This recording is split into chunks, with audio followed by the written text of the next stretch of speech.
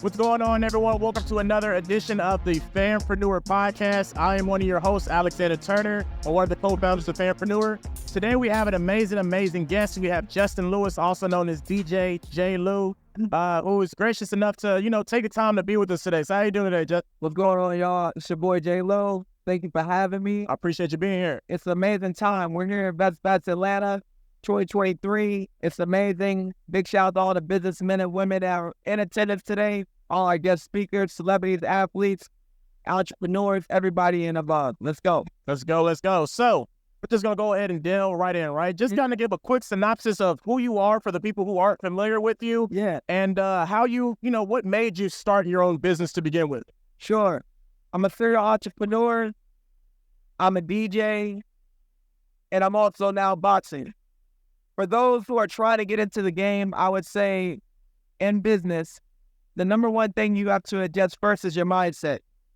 You have to be in the mindset of greatness and abundance and not a pessimistic mindset. So optimism mindset is essential if you want to be successful in business. Second is dedication and consistency. You can't have a dream and not be dedicated and consistent with it. Third, I would say you need to be able to follow through. You have to make your appointments on time. You have to be diligent with following up with people and follow through with your commitments. Fourth is to be able to have a good quality product. If you close the deal and your product sucks, you're not going to have another client after that contract period because you put in all this work to get the client and now your product is not where it needs to be and you've oversold something and undelivered on the material. I like it.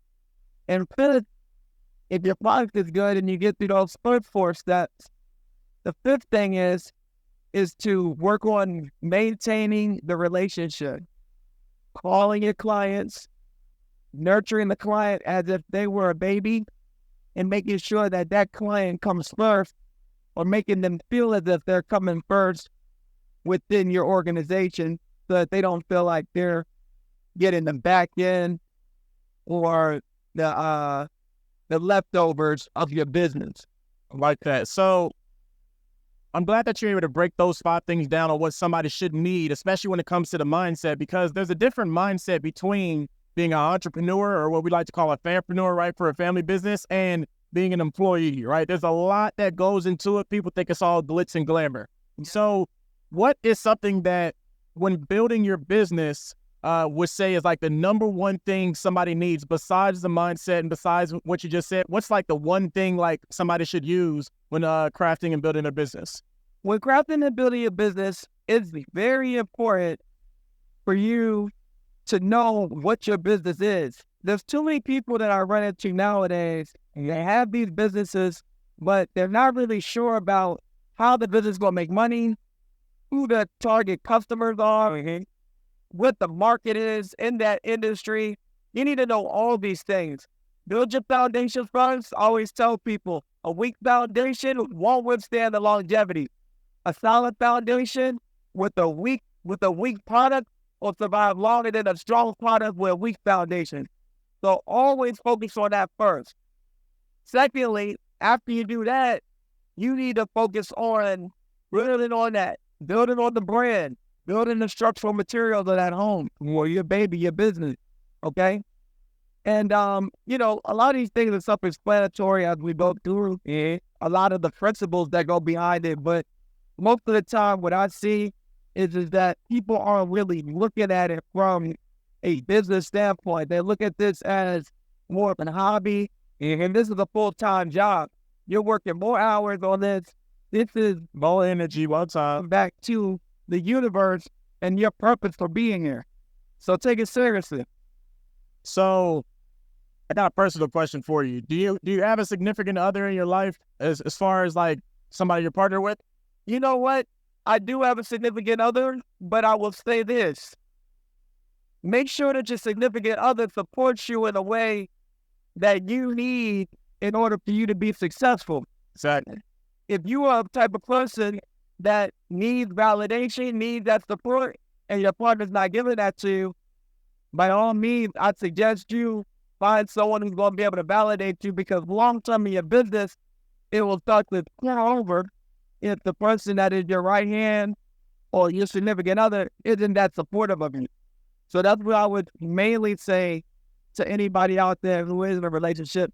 Make sure that your supportive significant other is supportive of you and not actually trying to question you and badger you with how to do your business, because this is your business. So with having that significant other and also having that proper support system, right? Are you and your significant other currently in any business ventures together? And if so, how has that business venture been different for you than all of your other business ventures that your significant other is not a part of? Sure. We're currently not in the business together. We're in the same industry, but different businesses. And I would say that for me, I would like to give her information as I receive it. And I think that in relationships, it's a give and take. If she receives information, she likes to give that information back to me as well. And we like to collaborate. And in relationships, I always tell people that you can be great business partners, and sometimes that works for people.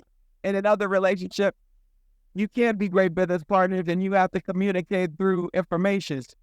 So in my relationship, it's a more of an information communication, because we're two dominant personality types. But in other relationships where you have a dominant and more of a feminine personality type, there's that give and take and an even exchange. So just figure out which makes the most sense for you in your relationship and roll with it that way. So because I feel like as entrepreneurs, right, we have to have some type of dominant mindset, right? So when somebody has a partner, let's just say they just started dating, or maybe they've been dating for a while and they haven't married yet. Yeah. I don't like using the word balance, because I believe that as an entrepreneur, if you really want to grow your business, there is no such thing as balance per se. But how do you essentially balance having or deal with having two dominant personalities while you're both entrepreneurs, while still being able to help each other effectively? The honest answer to that is to find someone who's not dominant. The reason why I say that, guys, is because myself included, there's lots of challenges that come with it. Most dominant trait people are attracted to dominant trait people like themselves, but it doesn't mean that it's necessarily healthy for the dominant trait person. Reason why is because if you're in constant warfare with the person that is supposed to be supporting you in your business, not intentionally, just because of the personality trait, that just means that you're unable to make the progress needed in order for you to reach your fullest potential. It doesn't mean that either of you are bad people. It just means that you can't reach your fullest potential if two people are constantly going at it and not making any progress. There should be a yin and a yang. Okay, I don't like this, but I do like that. It should be a solution for every problem given. And most of the time with dominant traits, there's a lot of problems and no solutions to cover the problems. And then we look back and we say, oh, wow, our problems outweigh our solutions.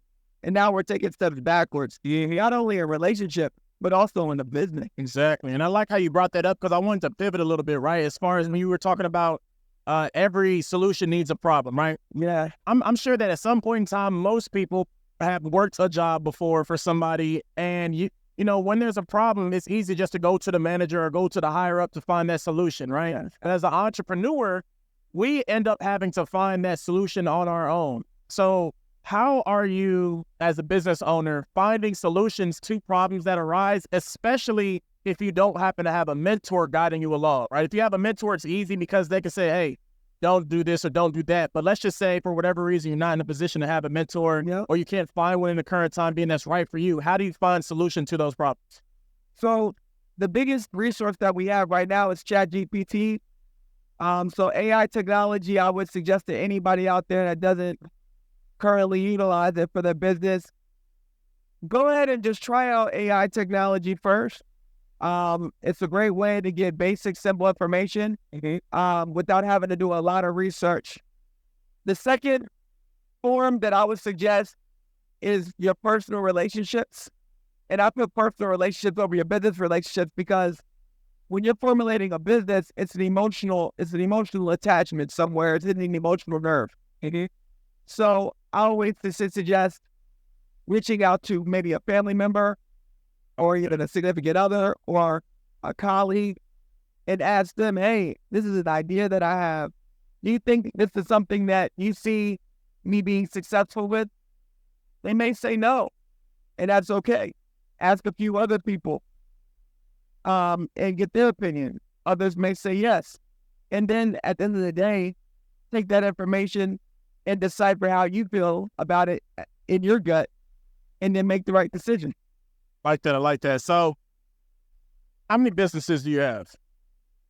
Several businesses, 3 businesses that I own and operate myself, and several businesses that I have ownership stakes in. Gotcha. So when having those businesses, right, I want to kind of talk on how to streamline certain processes and automate and make certain things automatic. So when you were first starting your businesses and business, right, I know there are a lot of things that you were doing on yourself by yourself. Yeah. When you started automating things, what was the one thing when you started automating it, you're like, wow, this just made my business and my life so much easier? Absolutely. CRM is very important. And what is, for the people who don't know what CRM is, can you kind of go into? Yeah. Customer relationship management or retention management, however you want to phrase it, is where a customer gets a form. They're notified either via email, via ad, via paid advertisement, product placement, QR code, whatever it is. They receive the information. It's a B2C relationship or a B2B relationship. And once they receive that information, they pretty much fill out the information that you're asking of them to fill out. And then you're able to retain that customer's information and then know exactly what their goal is for whatever you're trying to sell them, or whatever they're looking for. So that's the best way to kind of formulate the relationship and to maintain a relationship for those people that are looking to streamline their process in a more easy fashion. So for somebody who isn't familiar with CRM, how can they find one that's best for them as a beginner? HoneyBook is a great way to do so. Love HoneyBook is a great, simple process, easy to do. I always suggest Triple C for companies that are looking to take it to another level. You said triple what? Triple Seat. Gotcha. They're the biggest in the nation for contracts in the hospitality industry. Mm-hmm. I currently use that company with my venue buyout company, Vegas Venues, and we do corporate event buyouts with the Las Vegas Convention Center. Nice. But it just really depends on where you are. HoneyBook is more of a generic cut and paste. Triple C is something that has to be built out from zero. But once it's built out, it's way more effective in my opinion. Gotcha. So when it comes down to, well, let me ask this. What was your first business and what did that teach you that you still apply now? And then from there, what is your most successful business? Yeah, so my first business is my current business. Thank God. I've been DJing for 18 years now. Started when I was 12 years old. I'm still at it now. I've made some new additions to the business with the marketing company, the sports agency, and now unboxing. So these new additions, as every business does, whether it's a change of a logo every 5 years or it's a change of a slogan, or maybe a new theme song, or a new color scheme. We all have to reinvent ourselves to stay fresh in the marketplace. So I would say that my current business is still my former business, thank God, but continue to reinvent yourself along the way so you can stay relevant. And I want to touch on that, right? Because a lot of reasons why people fail in business is because they quit for one, and when they don't change, it gets tough for them. So they're like, you know what? I don't want to do this. It doesn't seem like it's working anyway. So how have you been able to change as technology evolves, as the market changes, like how do you stay on top? And I'm not saying you have to be first necessarily, but how do you stay on top to the point where your business still stays afloat and stays successful and profitable? I'll be honest with you. A big motivation for me is anger, because in business, you're going to be disrespected. You're going to have people that's not going to take you seriously. You're going to have people that's not going to respect you or call your business fake or stand genuine. So when you're dealing with these with adversity, you just have to go harder and prove that you are who you say you are. And for me, I've persevered and continued to do that over the years. And it's gotten to the point now where it has to speak for itself. There's really nothing to say. It's just speak for itself, because it's impossible to do something for a certain amount of time without it not being true. So that's what I'd say. I say be filled by people who don't believe in you.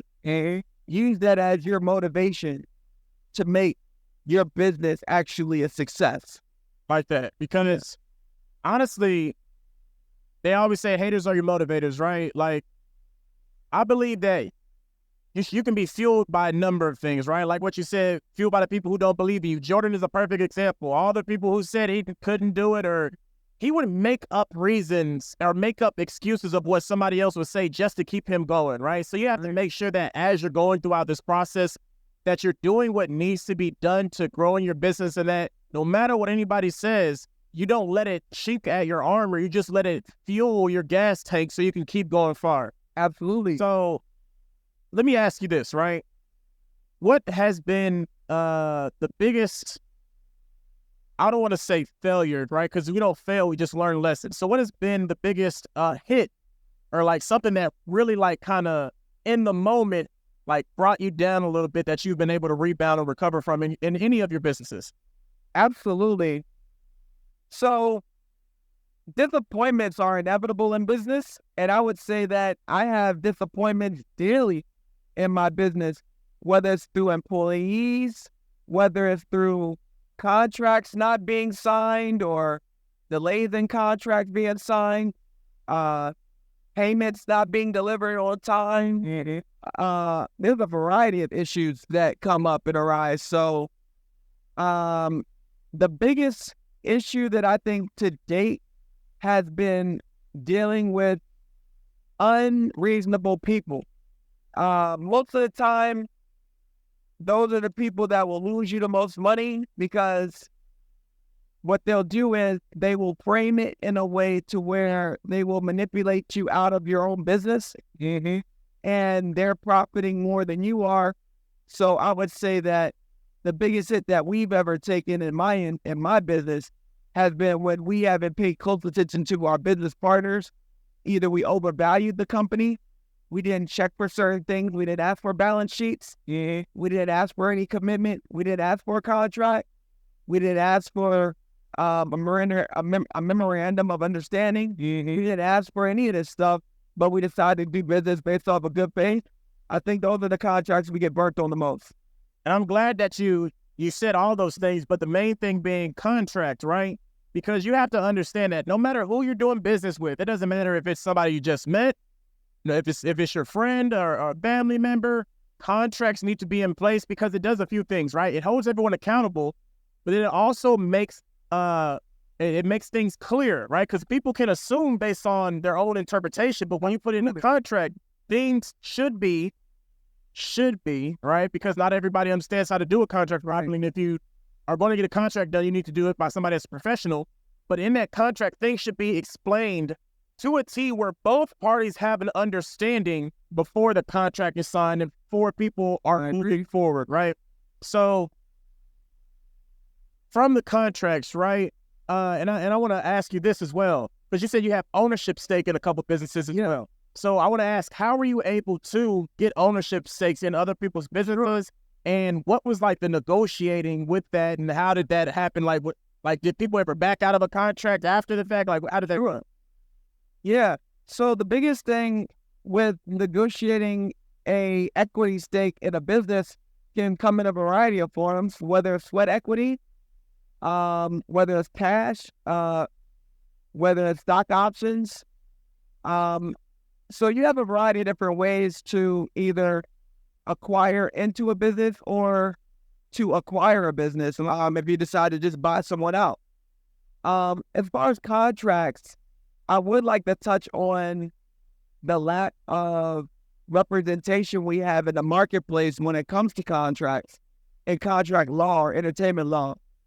Because when you're dealing with different industries, it's essential to have a contract or a law firm in place that handles the law that you are working with. Exactly. We have a misrepresentation there because most of the people that work within the industry are familiar with the terminology of our businesses. So here at Investfest, for instance, if your business is media production, you need to find someone who has experience working with TV and film contracts. You wouldn't hire someone that has medical malpractice experience on media and production content. So finding a specialist in the field, like I'll give you guys an example. In the food business, I have a food lawyer that handles that. In real estate, I have a real estate attorney that handles that. In music, I have an entertainment attorney that handles modeling, DJ, acting, that. Right? If there's a clothing brand that happens to come up very soon, not hinting anything, there will be someone that's in merchandising handling that. So Gotcha. finding those people in those markets is very difficult because most people, they'll go to a general attorney that handles several different things, and they're not experts in necessarily one thing. So if you're in a position where you can afford to hire a specialist in each field, my number one thing I would advise someone to do is hire a specialist. If you can't hire a specialist, then you do need legal representation in all aspects of your business. Hire someone that does have that, but also be in a place where you're open-minded to be able to create more revenue so that you can allocate money to a specialist who is able to represent you properly. Gotcha. I like that. So I want to touch on the specialist aspect for a minute, right? And not just specialists, the lawyers, specialists in all areas of business, right? Because just like you said this a while ago, but you said your team, right? You have a team that works with you, but when you have a team, you're getting specialists in each and every single one of those positions. Yeah. So as you've built your team and as you've even probably collaborated outside of your company, but with other specialists, how has that been a benefit to your business? Yeah. So it's interesting. I look for both specialists and also people that aren't specialists when it comes to the hiring process. I realized that. Why non-specialists? That's interesting. I've heard anybody. Yeah. Well, people who aren't specialists learn better because they're more willing to absorb information that they've never heard before. A specialist is not necessarily going to be as open, or subject. Yeah, they're not going to be as open to hearing something from somebody who has been doing it either less time than them or someone who is doing it more than them because they already in their mind and made up, I'm a specialist. Exactly. Okay. You know, you have to depict on what you want to do. Most of the time when I hire a specialist, I'm hands off. I try and give that specialist the respect of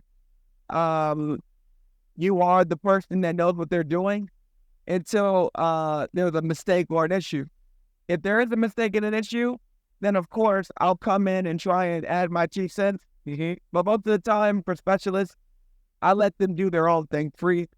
I'm hands off. And the people that need more help and attention, they usually become specialists, but better than the specialists that are hired, because specialists that are hired are coming from different places and they're not necessarily as dedicated to the business as if you create one within your organization from the beginning. Gotcha. So before we wrap it up, I do want to ask you one more question, right? And I want to tie it back into, the family business and building a legacy. So although, like you said, you have a partner currently, when you do you want to start a family? Let me ask that. I want to assume that you don't. You want to start a family at some point in time? Absolutely. Definitely want to start a family. And when you start that family, what's your goal when it comes to, because you're obviously a successful entrepreneur, are you going to pass that on to them? And if so, are you going to teach them how to start their own business, or are you going to start incorporating them into yours to start off? Yeah, I would start off with incorporating them into my business. So for those out there that aren't familiar with it, you can actually pay your children a salary, tax-free, up to a certain amount, depending on where you live, and start to build them wealth right when they're born until the age of, I believe, 18. So I would start there first, and then I would start applying credit to that as well. All these are foundational building blocks. But ultimately, to say the least, I would incorporate a lot of things: trust. Yes, trust. Savings plans, all types of things from the very beginning to give my offspring the highest level of opportunity to be successful in whatever they decide to do. Hey, I appreciate you, DJ. Yeah, out and on today. For the people, like I said, who don't know about you, can you just go ahead and let them know where to find you at if they want to tap in with you? Absolutely, absolutely. You guys can find me on Instagram across all social media platforms as well, at D as in dog, J as in Jacob, J as in Jacob, A as in apple, Y as in yellow, L as in Larry, E as in elephant, W as in Wyoming, DJ J Lo. And I'm just so happy to be here on this podcast with you, and also talking business and why it's so important for family wealth to be generated in such a pivotal time for the Black community here at Investfest 2023. Hey, well, I appreciate you for tapping in. And look, if you haven't already, make sure you go ahead and follow us as well at The Fairpreneurs, TheFampreneurs on Instagram. Subscribe to this video, like it, and we'll see you next time. Let's go.